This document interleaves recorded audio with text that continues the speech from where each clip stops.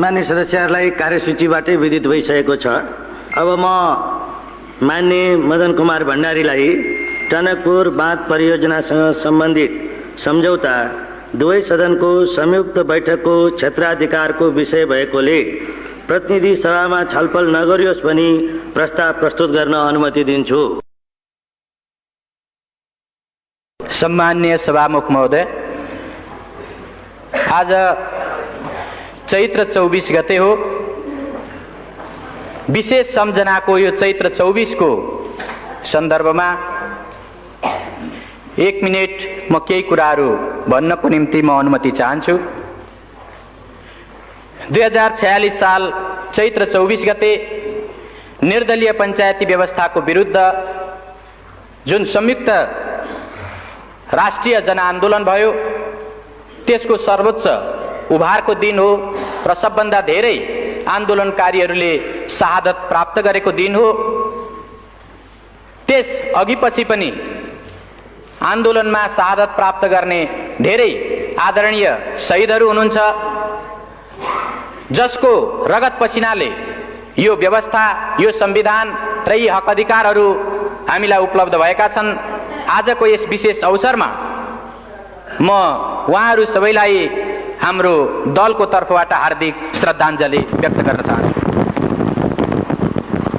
सभामुख महोदय, यो संयोगको कुरा हो कि आज चैत्र 24 गतेकै दिन हामी संविधानको सर्वाधिक महत्त्वपूर्ण प्रावधानसँग सम्बन्धित सवालमा श्री 5 को सरकारले गरेका काम क्रियाकलापहरू माथि टिप्पणी गर्न र तिनीहरू संविधान सम्मत छन् कि छैनन्, नियम कानुन सम्मत छन् कि छैनन्, राष्ट्रको हितलाई तिनीहरूले प्रतिनिधित्व गर्छन् कि गर्दैनन्, अथवा तिनीहरूले राष्ट्रको अहित गरेका छन् भन्ने कुरा अभिव्यक्त गर्नको निम्ति आज यो सेसनमा, यो अवसरमा चर्चा गरिरहेका छौँ।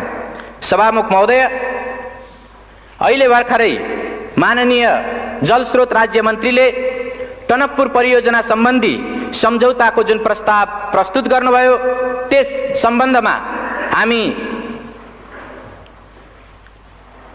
हाम्रो दलको तर्फबाट, प्रतिपक्षको तर्फबाट त्यो सम्झौताको बारेमा, त्यो प्रस्तावको बारेमा, त्यसमा भएका विषयवस्तुहरूको बारेमा हाम्रो आपत्ति, हाम्रो विरोध र यो प्रस्तावलाई प्रतिनिधि सभामा प्रस्तुत गर्नु संविधान सम्मत हुँदैन, नियम कानुन सम्मत हुँदैन र यसलाई यहाँ प्रस्तुत गर्ने र छलफल गर्ने कुरा संविधान र नियम कानुनको उल्लङ्घन गर्ने कुरा हो। त्यसो हुँदा यसलाई यहाँ प्रस्तुत नगरियोस्, यसलाई यहाँ छलफल नगरियोस् भन्नको निम्ति आफ्नो प्रतिवादको बारेमा म 1-2 शब्द अगाडि भन्न चाहन्छु। सभामुख महोदय, हामीलाई सम्झना छ, हामीलाई थाहा छ, नेपालको संविधान 2047 को 126 को उपधारा 4 मा नेपालको प्रादेशिक अखण्डतामाथि असर पार्ने खालको कुनै पनि काम सिंगै संसदले एकमतले पनि गर्न सक्दैन, सर्वसम्मत भएर पनि गर्न सक्दैन।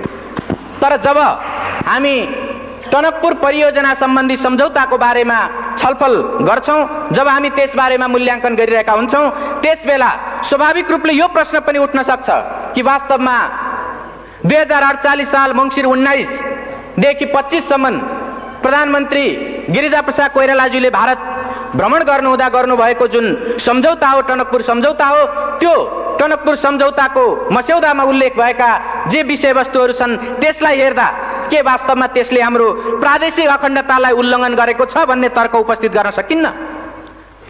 अहिले भर्खरै मन्त्रीज्यूले त्यसका केही उल्लेखित पक्षहरूलाई यहाँ प्रस्तुत गर्नुभयो र नेपालले टनकपुर परियोजना सम्बन्धी बाँध निर्माण गर्नको निम्ति नेपालको भूमि उपलब्ध गरायो।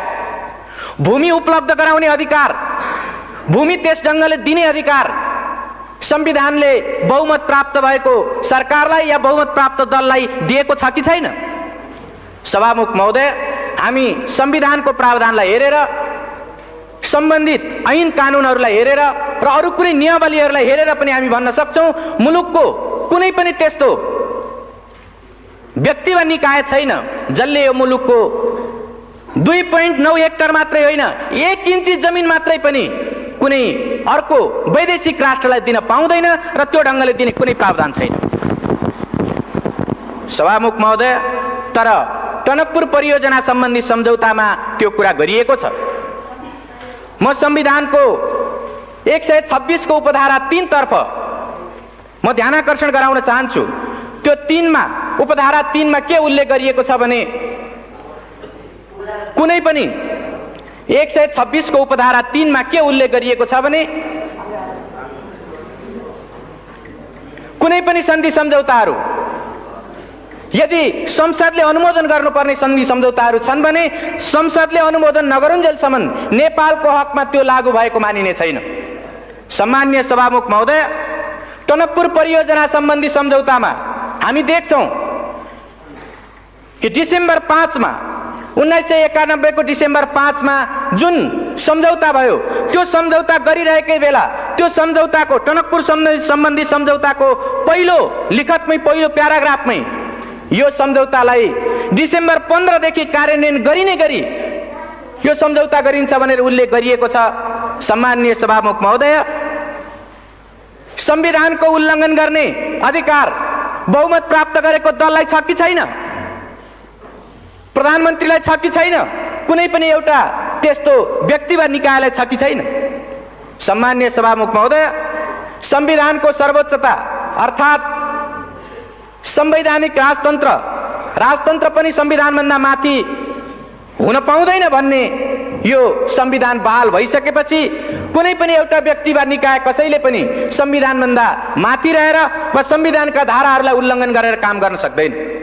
तर यो टनकपुर परियोजना सम्बन्धी सम्झौतामा जो स्वाभाविक रूपले संसदले अनुमोदन गर्नु पर्थ्यो त्यो संसदमा प्रस्तुत गर्नु अगावै, संसदलाई जानकारी दिनु अगावै, संसदले अनुमोदन गर्नु अगावै, अझ जुन बेला सन्धि गरिँदै थियो, जुन बेला त्यसको ड्राफ्ट तयार हुँदै थियो, त्यस बेला नै वास्तवमा 10 दिन भित्रैमा या 5 डिसेम्बरमा त्यो सम्झौता गरेर 15 डिसेम्बरदेखि लागू गर्ने भनेर जुन त्यहाँ सम्झौता गरियो यो घोर संविधानको उल्लङ्घन हो र यस्तो संविधानको उल्लङ्घन भएको कुराप्रति यो सदनले, यो मुलुकले गम्भीरतापूर्वक लिने कि नलिने?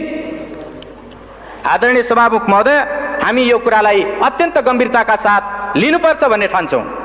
स्वाभाविक रूपले टनकपुर परियोजना सम्बन्धी सन्धि भइसकेपछि यो सदनलाई थाहा छ योभन्दा अगाडि पनि 2टा वा त्योभन्दा बढी सेसनको अवधिभरि राष्ट्रले यसबारेमा चर्चा परिचर्चा गरेको छ।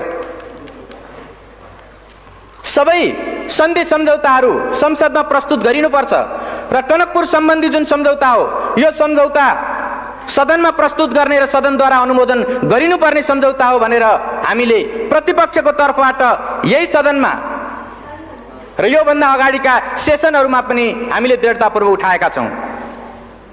सभामुख महोदय, तर सत्ता पक्षबाट लगातार त्यो कुरालाई बेवास्ता गर्दै, लगातार त्यो कुरालाई अस्वीकार गर्दै यो कुनै सन्धि भएकै छैन, सन्धि भएकै होइन भनेर मुलुकलाई 1 वर्षसम्म लगातार गुमराहमा राख्ने, ढाँट्ने काम भयो।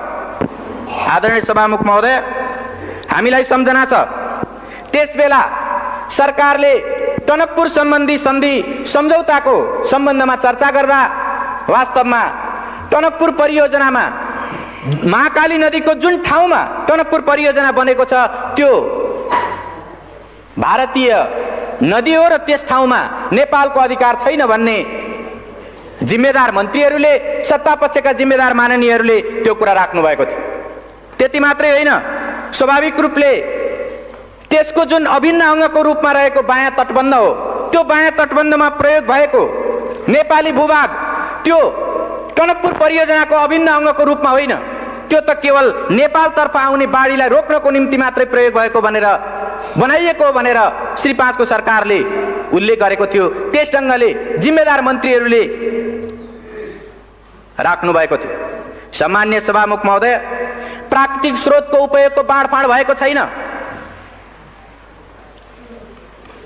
त्यसबाट मुलुकको कुनै अहित भएको छैन, बरु भारतले शुभेच्छा स्वरूप पानी र बिजुली नेपाललाई प्रदान गरेको छ भन्ने यस किसिमले सत्तापक्षबाट जुन कुरा उल्लेख गरिएको थियो हामीलाई सम्झना छ। त्यो गलत हो। श्री 5 को सरकारले गरेका ती कुराहरू गलत छन्, जनतालाई गुमराहमा पार्ने खालका छन्, राष्ट्रको हितलाई हानि पुर्याउने खालका छन्, आघात पार्ने खालका छन्, संविधानलाई मिच्ने खालका छन् भनेर मुलुकले 1 वर्षसम्म लगातार सदनभित्र र बाहिर समेत चर्चा परिचर्चा चलायो र त्यसै सन्दर्भमा राष्ट्रको हितलाई, संविधानको मर्यादालाई र ऐन कानुनको मर्यादालाई पालन गर्नुपर्छ भन्ने सन्दर्भमा मुलुकले अभियान चलाउँदा धेरै होनहार नागरिकहरूको, धेरै त्यस्ता देशभक्तहरूको जीवन पनि गएको छ, धेरैले बलिदान पनि दिनु परेको छ। चाहे त्यो 48 साल चैत्र 24 गतेको घटनाको कुरा होस्, चाहे त्यो कावासोतीको भारतीय प्रधानमन्त्री नेपालमा आइरहेको बेला एउटा ज्ञापन पत्र दिनको निम्ति स्वयं टनकपुरको छेउबाट आएको जुन एउटा ज्ञापन पत्र दिने दल थियो, त्यो दलमाथि नवलपरासीको कावासोती भन्ने ठाउँमा जुन गोलीकाण्ड भयो, यस खालका घटनाहरूबाट मुलुकले धेरै आहत हुनु परेको छ। मुलुकमा यो टनकपुर परियोजना सम्बन्धी सवालमा, यसको प्रकृति निर्धारण गर्ने सवालमा सरकारले जनता र राष्ट्रलाई गुमराह गर्न खोजेको कुराको विरुद्ध देशभक्तहरूले आवाज उठाउँदाखेरि धेरै रगत बगाउनु परेको छ। हामी ती कुराहरूलाई बिर्सन सक्दैनौँ। स्वाभाविक रूपले टनकपुर परियोजना सम्बन्धी सम्झौता भएको 11 महिनापछि जब भारतका प्रधानमन्त्री नेपालको भ्रमणमा आउनुभयो, त्यसबेला केही स्पष्टीकरणहरू थपिए। म यहाँ यो सम्झना गर्नु वाञ्छनीय ठान्छु।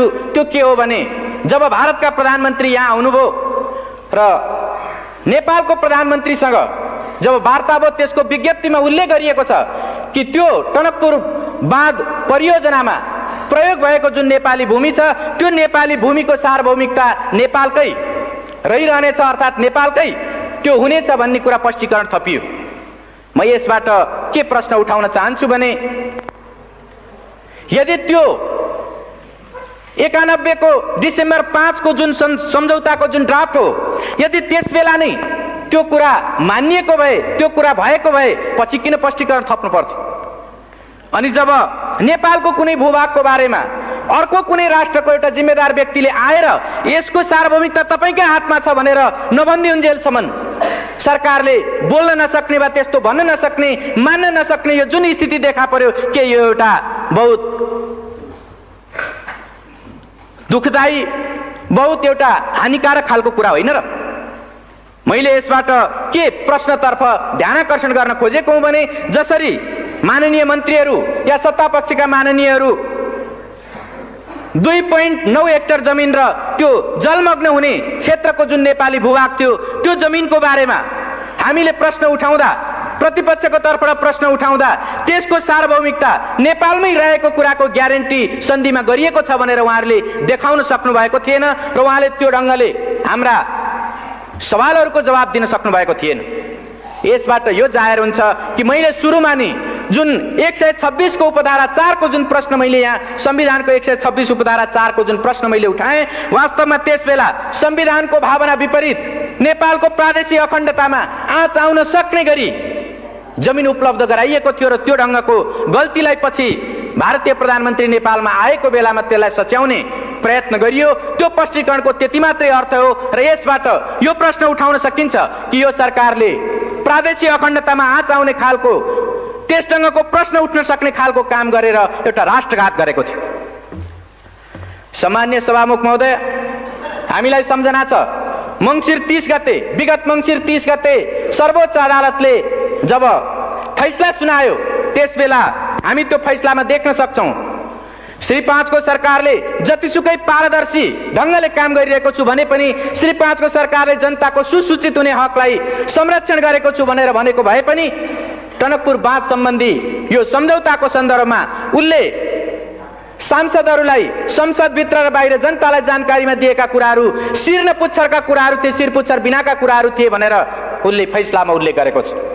मैले यो यस कारणले उल्लेख गरिरहेको छु कि वास्तवमा सर्वोच्च अदालतले स्वयं प्रधानमन्त्रीज्यूलाई, जलस्रोत राज्य मन्त्रीज्यूलाई र अरू सरकारवाला व्यक्तित्वहरूलाई जब उसले बुझ्न चाह्यो, उहाँहरूले लिखित रूपमा जाहेर गर्नुभएका, अदालतलाई लिखित रूपमा उहाँहरूले दिनुभएका बयानबाट यो जाहेर हुन्छ कि उहाँहरूले त्यसबेला पनि प्राकृतिक स्रोतको उपयोगको बाँडफाँड भएको छैन, जनताको सुसूचित हुने अधिकारको हनन गरिएको छैन। यो बायाँ तटबन्ध भनेको त्यो टनकपुर परियोजनाको अभिन्न अंग होइन र महाकाली नदीको जुन ठाउँमा टनकपुर बाँध परियोजना बनेको छ त्यो परियोजना भित्र नेपालको नदी अधिकार अर्थात् नेपालको त्यहाँ पानी सम्बन्धी अधिकार त्यस्तो छैन भनेर जुन उहाँहरूले उल्लेख गर्नुभएको थियो त्यो कुराको खिलाफमा सर्वोच्च अदालतले श्री 5 को सरकारले सुसूचित नगरेको शिर र पुच्छरको कुरा जानकारी दिएर तर उसले वास्तविक जानकारी नदिएको र प्राकृतिक स्रोतको उपयोगको बाँडफाँड भएकै हो भन्ने कुरा र देब्रे तटबन्ध टनकपुर परियोजनाको देब्रे तटबन्धमा प्रयोग भएको नेपाली जुन भूभाग छ र त्यो भूभागमा बनेको जुन बाँध छ त्यो बाँध टनकपुर परियोजनाको अभिन्न अंग हो भन्ने कुरा उसले फैसला गरेको छ। र यसबाट के प्रश्न उपस्थित हुन्छ भने श्री 5 को सरकार आफूले गरेका कामहरू जबसम्म अर्को कुनै निर्णायक महत्त्वपूर्ण सर्वोच्च निकायले जबसम्म फैसला गर्दैन तबसम्म ऊ आफ्ना गल्तीहरूलाई कुनै पनि हालतमा आत्मसमीक्षा गरेर वा अर्को कुनै प्रतिपक्ष वा देशका बुद्धिजीवीहरू वा आम जनताले उल्लेख गरे पनि ऊ कुनै सुन्ने टेर्ने र त्यसलाई समीक्षा गर्नेवाला छैन। तर जब सर्वोच्च अदालतले यो फैसला गर्यो त्यो फैसला गरे पछाडि पनि हामी यो सम्झना गर्न सक्छौं कि धेरै केही माननीय मन्त्रीज्यूहरूले त्यसपछि पनि उल्लेख गर्दा वास्तवमा त्यो त समझदारी नै भएको भनेर सन्धि भएको होइन भन्ने किसिमले फेरि पनि उहाँहरूले उल्लेख गर्नुभयो। फेरि पनि केही सत्तापक्षका माननीय सदस्यहरूले त्यस ढङ्गले उल्लेख गर्नुभयो। साँच्चै भन्ने हो भने यसो भन्न सकिन्छ सर्वोच्च अदालतको फैसलालाई पनि अपमान गर्ने खालका कुराहरू उहाँहरूले धेरै ठाउँमा उल्लेख गर्नुभएको छ। सम्माननीय सभामुख महोदय, अहिले श्री 5 को सरकारको तर्फबाट जलस्रोत राज्य मन्त्रीले प्रतिनिधि सभामा जुन सम्झौता प्रस्ताव प्रस्तुत गर्नुभएको छ र जुन मूल्याङ्कनको हवाला दिँदै उहाँले यो प्रस्ताव राख्नु भएको छ म के उल्लेख गर्न म के भन्न चाहन्छु भने श्री 5 को सरकार संविधान ऐन कानून राष्ट्र र जनताको हितमा व्यवस्थाको हितमा नहुने खालका आफ्ना क्रियाकलापहरूलाई सकेसम्म ढाकछोप गर्न चाहन्छ र हामीलाई यो सम्झना छ कि बितेको 1 वर्षसम्म यो सन्धि नै होइन भनेर उत्तिकै दृढताका साथ प्रधानमन्त्री लगायत सबै माननीय मन्त्रीहरू र सत्तापक्षका सांसदहरू यो उल्लेख गरिरहनु भएको थियो। अहिले सर्वोच्च अदालतले फैसला सुनाइसकेपछि यो सन्धि हो र यसलाई संसदमा लगेर अनुमोदन गराउने सर्वोच्च अदालतको आदेश छ। हामी संसदको सर्वोपरिताको संसदको सम्मानको हामी आदर कदर गर्छौं र सर्वोच्च अदालतको फैसलालाई हामी सम्मान गर्छौं भनेर उहाँहरू धेरै व्याख्या विश्लेषण गरिरहनु भएको छ। तर के सम्झना गर्न सकिन्छ भने जुन बेला प्रतिपक्षको तर्फबाट यस्ता सन्धि सम्झौताहरूलाई सदनमा प्रस्तुत गर्नुपर्छ भनेर माग राखिएको थियो त्यसबेला उहाँहरूले त्यसलाई ठाडै अस्वीकार गर्दै आउनुभयो र अहिले पनि जबकि यो टनकपुर परियोजना सम्बन्धी सम्झौता दीर्घकालीन प्रकृतिको छ, त्यो व्यापक प्रकृतिको छ, त्यो महत्त्वपूर्ण छ र त्यसले स्वाभाविक रूपले दीर्घकालीन व्यापक व महत्त्वपूर्ण त्यसले प्रभाव पार्छ, त्यस्तो असर पार्छ। यस्तो सन्धिलाई साधारण प्रकृतिको भनेर त्यस्तो मूल्याङ्कन गर्दै उहाँहरू प्रतिनिधि सभामा साधारण बहुमतले पास गर्न सकिने रूपमा प्रस्तुत गर्दै हुनुहुन्छ। यसले वास्तवमा श्री 5 को सरकार संसदको सम्मान संविधानको सम्मान गरिरहेको छैन भन्ने कुरा स्पष्ट रूपमा जाहेर गरेको छ। आदरणीय सभामुख महोदय, यो सर्वोच्च अदालतको फैसलालाई उल्लेख गर्दै जसरी श्री 5 को सरकारले यहाँ प्रस्ताव प्रस्तुत गरेको छ म के तर्फ ध्यानआकर्षण गर्न चाहन्छु भने सर्वोच्च अदालतको फैसला पनि कानून सम्मत ढङ्गले नै कार्यान्वित गरिनुपर्छ। अर्थात् कुनै पनि अदालतको आदेश कानून विहीन ढङ्गले कानून विपरीत ढङ्गले कार्यान्वयन हुन सक्दैन। जब सन्धिको कुरा आउँछ सन्धिलाई संविधानको 126 को उपधारा 1 ले कानून सम्मत ढङ्गले त्यसलाई अनुमोदन सम्मेलन स्वीकृति गर्ने कुराको व्यवस्था गरेको छ। सन्धिको अनुमोदन गर्ने कानून कुन हो? हामीलाई सम्झना छ नेपाल सन्धि ऐन 2047। नेपाल सन्धि ऐन 2047 नै यस्तो कानून हो जुन कानूनले सन्धि सम्झौताहरूलाई अनुमोदन गर्नको निम्ति अधिकार सृष्टि गर्छ, त्यसको एउटा निश्चित अधिकार क्षेत्रलाई त्यसले निर्धारण गर्छ। तर हामीले अहिले भर्खरै सुन्यौं यो प्रस्तावमा श्री 5 को सरकारले सन्धि ऐनको कुनै उल्लेख नगरिकन केवल संविधानको 126 धाराको उपधारा 2 को प्रतिबन्धात्मक वाक्यांशलाई प्रतिबन्धात्मक पक्षलाई उल्लेख गर्दै अनि प्रतिनिधि सभा नियमावलीको 219 का उपधाराहरूलाई उल्लेख गर्दै उसले यो प्रस्तुत गरेको छ। यसले के जाहेर गर्छ भने यो प्रतिनिधि सभा नियमावली भनेको निश्चित रूपले एउटा प्रक्रिया निर्धारण गर्ने कानुन हो। यो अधिकार सृष्टि गर्ने होइन, प्रक्रिया निर्धारण गर्ने कानुन मात्र हो। तर जुन अधिकार सृष्टि गर्ने कानुन हो, अधिकार सृष्टि गर्ने जुन व्यवस्था हो, ऐनको व्यवस्था हो, त्यो भनेको 2047 को सन्धि ऐन नै हो। त्यो सन्धि ऐनको उल्लेख श्री 5 को सरकारले यसमा गरेको छैन। त्यसको कारण के हो भने सन्धि ऐनमा स्वाभाविक रूपले संविधानको धारा 126 को उपधारा 2 का जे जति पनि सन्धि सम्झौताहरू छन् त्यस्तो सन्धि सम्झौताहरूलाई संयुक्त सदनको 2/3बाट अनुमोदन गर्नुपर्छ भन्ने त्यसले सुस्पष्ट व्यवस्था गरेको छ। तर संविधानको यो भावना र ऐन कानुनको यो पक्षलाई सर्वथा विस्मृतिमा राखेर, त्यसलाई बिर्सेर या त्यसलाई उल्लङ्घन गरेर त्यसलाई आदर गर्न नचाहेर श्री 5 को सरकारले केवल सर्वोच्च अदालतको फैसलामा रहेको यो पक्षलाई कि श्री 5 को सरकारले मूल्याङ्कन गरेर प्रतिनिधि सभा वा संयुक्त सभामा लैजाओस् भन्ने त्यो पक्षलाई मात्रै उल्लेख गरेर उसले प्रतिनिधि सभा नियमावलीका केही धाराहरूलाई टेक्दै यस सभामा यो सदन समक्ष प्रस्तुत गरेको छ। स्वाभाविक रूपले मैले अघि नै भने सर्वोच्च अदालतका फैसलाहरू पनि कानुनसम्मत ढङ्गले मात्रै कार्यान्वित हुन सक्छन् र स्वाभाविक रूपले कानुनभित्र पनि प्रक्रिया निर्धारण गर्ने कानुन होइन, अधिकार सृष्टि गर्ने कानुन अन्तर्गत नै त्यसको कार्यान्वयन हुनुपर्छ। त्यसो भएको हुनाले सरकारको यो सन्धि प्रस्तावमा जुन कानुनलाई टेकेर, जुन धारा उपधाराहरूलाई टेकेर यो प्रस्तुत गरिएको छ त्यो स्वाभाविक रूपमा कानुन विपरीत छ। सरोकारवाला विषयमा त्यो कानुन सम्मत छैन। सम्मान्य सभामुख महोदय, त यो परिस्थितिमा हामी के भन्न सक्छौं भने श्री 5 को सरकारले एक खालको पूर्वधारणा बनाएर त्यस अनुरूप मूल्याङ्कन गर्ने कुरा या त्यस अनुरूप आफ्ना धारणाहरू निश्चित गर्ने र त्यस ढङ्गले कार्यान्वयन गर्ने कुरा उल्लेख गर्दै आएको छ। चाहे त्यो अघिल्लो बेलाको यो केवल समझदारी मात्र हो भन्ने विषय होस् या यो पछिल्लो बेलामा अहिले त्यो साधारण प्रकृतिको सन्धि हो भन्ने विषय किन नहोस्, दुवै बेलामा उसले एउटा पूर्वधारणा बनाएर आफूलाई जसो गर्दा सजिलो हुन्छ त्यो ढङ्गले मात्रै जाने, तर संविधान र ऐन कानुनको अक्षर र भावनालाई पालन गर्ने कुरा हो भने अस्वीकार गर्ने वा त्यसबाट बचेर जाने वा त्यसलाई संविधान र ऐन कानुनका सरोकारवाला पक्षलाई कुनामा पारेर जाने, कर्नरमा पारेर जाने खालको कुरा उल्लेख गरेको छ।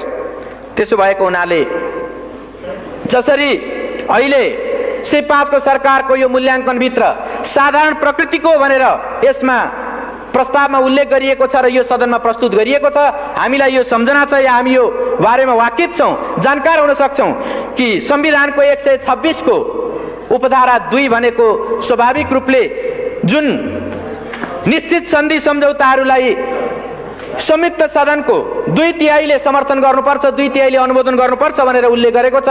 संविधानको मूल भावना त्यही हो। त्यसो भएको हुनाले त्यसभित्र जुन प्रतिबन्धात्मक पक्ष छ, प्रतिबन्धात्मक अंश छ, त्यसको निम्ति यो साधारण प्रकृतिको, यो अल्पकालीन हो, यो दूरगामी प्रभाव पार्ने होइन, यो त्यस्तो महत्त्वपूर्ण होइन भन्ने त्यसको विशेष स्थिति सरकारले पुष्टि गर्न सक्नुपर्छ। सरकारले त्यस्ता प्रमाणहरू प्रस्तुत गर्न सक्नुपर्छ। तर हामी सिङ्गो त्यो मूल्याङ्कन प्रस्तावलाई अध्ययन गर्दा सरकारले त्यो खालका कुनै तथ्यहरू प्रस्तुत गरेको हामी पाउँदैनौँ, उसले प्रस्तुत गर्न सकेको छैन। प्रश्न उठ्न सक्छ, यो टनकपुर सन्धि, टनकपुर जलविद्युत परियोजना सम्बन्धी जुन सन्धि सम्झौता हो यो अल्पकालीन हो कि दीर्घकालीन हो? निश्चित रूपले यो एउटा सापेक्ष कुरा हो। सर्वोच्च अदालतले पनि भनेको छ यो एउटा सापेक्ष कुरा हो। तर सापेक्षताकै अर्थमा लिँदा पनि यसको व्याख्या कसरी गर्ने, अल्पकालीनता र दीर्घकालीनताको व्याख्या कसरी गर्ने? म के प्रश्न उठाउन चाहन्छु भने एउटा संसद 5 वर्षको हुन्छ, सामान्यतया विशेष स्थिति आएन भने त्यो 5 वर्षको हुन्छ। यदि 6 वर्षको निम्ति कुनै सन्धि हुन्छ भने त्यो अल्पकालीन हो कि दीर्घकालीन हो? एउटा संसदबाट अर्को संसदमा ट्रान्सफर हुने त्यस खालको सन्धि हुन्छ भने, 5 वर्षभन्दा बढ्ताको सन्धि हुन्छ भने त्यसलाई दीर्घकालीन भन्न सकिन्छ कि सकिँदैन? सभामुख महोदय, नेपालीहरूको आयु, औसत आयु 52 वर्ष छ। 52 वर्षसम्म, 50-52 वर्षसम्म कायम हुने सन्धि हो भने त्यो अल्पकालीन हो कि दीर्घकालीन हो? सभामुख महोदय, त्यति मात्रै होइन, टनकपुर परियोजना सम्बन्धी जब त्यो सन्धिको मजमुनलाई हामी हेर्छौँ कि त्यो ठाउँमा नेपालले जुन भूमि उपलब्ध गराएको छ या अन्य विभिन्न कुराहरूको जुन कन्ट्रिब्युसन गरेको छ, त्यो कन्ट्रिब्युसनको कुरालाई लिएर हेर्ने हो भनेदेखि त्यसमा यो सन्धिको कुनै अवधि, कुनै त्यस्तो भोगाधिकारको कुराहरू, जमिनको उपभोग गर्ने अवधिको कुराहरू कुनै उल्लेख गरिएको छैन। जब यो उल्लेख गरिएको छैन भने स्वाभाविक रूपले अनुमान गर्न सकिन्छ जबसम्म त्यो टनकपुर बाँध रहन्छ, जबसम्म त्यो परियोजनाका प्राविधिक पक्षहरू निकम्मा हुँदैनन्, तबसम्म त्यो सन्धि कायम रहनेछ। यदि त्यस्तो हो भने हामी अरू धेरै, चाहे त्यो कोशीको होस् वा गण्डकीको होस् या महाकालीमा भएको शारदा नदीको कुरा होस्, शारदा ब्यारेजको कुरा होस्, त्यो ठाउँमा ती कुरालाई, त्यो प्रविधिको कुरालाई हेर्दै यो आधुनिक प्रविधिद्वारा निर्मित भएको टनकपुर बाँध परियोजना 100 वर्षभन्दा माथि टिक्न सक्छ भनेर भन्न सक्छौँ। 100 वर्षभन्दा माथि टिक्छ भने सभामुख महोदय, यसलाई दीर्घकालीन भन्ने कि अल्पकालीन भन्ने? अर्कोतिर स्वाभाविक रूपले यो व्यापक होइन भन्ने त्यस ढङ्गको निष्कर्ष मूल्याङ्कन प्रस्तावमा प्रस्तुत गरिएको छ। तर त्यो मूल्याङ्कन प्रस्तावकै एउटा हिस्सामा के उल्लेख गरिएको छ भने यसको मूल्याङ्कन गर्दा भारत भ्रमणमा प्रधानमन्त्रीले गएर गर्नुभएका अरू तमाम सन्धि सम्झौता र परियोजनाहरूको बारेमा पनि ख्याल गर्नुपर्छ भनेर उल्लेख गरिएको छ। जब एउटा सन्धिको एउटा विषयको बारेमा मूल्याङ्कन गरिरहेको बेला तमाम सन्धि सम्झौता, त्यस बेला गरिएका तमाम सन्धि सम्झौताहरूको परिप्रेक्ष्यलाई ख्याल गर्नुपर्छ भनेर भनिन्छ भने के यो दुई देश बीचको सम्बन्धलाई ख्याल गरिनुपर्छ भन्ने होइन र? व्यापारको कुरा या व्यापार वाणिज्यको कुरा, अरू तमाम क्षेत्रको, चाहे निर्माणको होस् या व्यापारको होस् या अन्य सम्बन्धको कुरा होस्, त्यो तमाम सवालमा ख्याल गर्नुपर्छ भनेर स्वयं यो मूल्याङ्कन प्रस्तावले उल्लेख गर्छ भने के यो व्यापक प्रकृतिको भएन र? सभामुख महोदय, स्वाभाविक रूपले यसलाई जसरी श्री 5 को सरकारले व्यापक होइन भन्दै, दीर्घकालीन होइन भन्दै, दूरगामी प्रभाव पार्ने छैन भन्दै जसरी प्रस्तुत गरेको छ, त्यो एउटा पूर्वाग्रह र एउटा पूर्वधारणामा, एउटा पूर्वाग्रहमा त्यो आधारित छ र स्वाभाविक रूपले त्यो गलत छ। संविधान र ऐन कानुनको भावना विपरीत छ र त्यसै भएको हुनाले हामी यसलाई प्रतिनिधि सभामा छलफल गर्ने विषय होइन, प्रतिनिधि सभामा प्रस्तुत गर्नु मात्रै पनि वास्तवमा संविधानको भावनालाई उल्लङ्घन गर्नु हो भन्ने हामी ठान्छौँ। सभामुख महोदय, यसको अर्को पक्ष पनि छ। अर्को पक्ष के छ भने नेपालमा सामान्यतया भन्दै आइएको छ, हर कसैले भनिरहेको छ कि नेपालको सम्पत्ति भनेको जलस्रोत हो र यो जलविद्युत सम्बन्धी नेपालको जुन स्रोत हो वा जुन शक्ति हो त्यो 83,000 मेगावाट विद्युत क्षमताको छ। यो 83,000 मेगावाट विद्युत क्षमता भएको जलस्रोतको परिचालन गर्नको निम्ति कस्तो मेकानिजम, कस्तो खालको मेथड, कस्तो खालको तौर तरिका र कस्तो नीति अवलम्बन गर्ने हो भन्ने कुरा पनि यसबाट स्वाभाविक रूपले उपस्थित हुन्छ र यो टनकपुर सम्बन्धी जुन सन्धि भएको छ, यो सन्धिले स्वाभाविक रूपले भविष्यको निम्ति एउटा प्रेसिडेन्स, भविष्यको निम्ति एउटा नजिर पनि स्थापित गर्छ। जब यसको समयावधिको कुरा, यसले नेपाल र भारतको बीचमा भइरहेका तमाम सन्धि सम्झौताहरू र दुई मुलुकको बीचको सम्बन्धको कुरा र यसले नेपालकै अरू प्राकृतिक स्रोत सम्पदाहरूलाई भविष्यसम्म उपयोग गर्ने कुराको, भविष्यसम्म प्रयोग गर्ने कुराको नजिर स्थापित गर्छ भने यसलाई कसरी अल्पकालीन, कम महत्त्वपूर्ण र त्यसलाई साधारण खालको भनेर कसरी भन्न सकिन्छ? त्यसो भएको हुनाले श्री 5 को सरकारले प्रस्तुत गरेको यो मूल्याङ्कन निश्चित रूपमा त्यो संविधान र ऐन कानुन विपरीत छ, राष्ट्रको हितलाई हानि पुर्याउने खालको छ र संविधानलाई उल्लङ्घन गर्ने खालको छ। त्यसो भएको हुनाले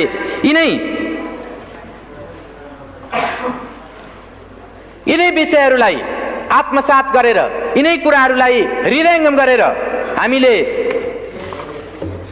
टनकपुर सम्बन्धी यो सन्धि प्रस्तावलाई प्रतिनिधि सभामा प्रस्तुत गर्नु र प्रतिनिधि सभामा छलफल गर्नु यो संविधान विपरीत हो भन्ने त्यो मान्यता राखेर हामीले एउटा प्रस्ताव हाम्रो विभिन्न प्रतिपक्षी सांसदहरूले सही गरेर माननीय सभामुख समक्ष हामीले प्रस्तुत गरेका छौं र त्यो प्रस्तावलाई म यहाँ पढेर सुनाउन चाहन्छु। माननीय सभामुख महोदय, टनकपुर बाँध परियोजनासँग सम्बन्धित सन्धि दुवै सदनको संयुक्त बैठकको क्षेत्राधिकारको विषय भएकोले प्रतिनिधि सभामा छलफल नगरियोस्। माननीय महोदय, श्री 5 को सरकारको तर्फबाट टनकपुर बाँध परियोजनासँग सम्बन्धित सन्धि प्रस्तावलाई प्रतिनिधि सभामा प्रस्तुत गर्न संसद सचिवालयमा सो प्रस्ताव दर्ता गराएको जानकारीमा आएको हुँदा हामी माननीय सभामुख समक्ष निम्न ब्यौराको निवेदन गर्दछौं।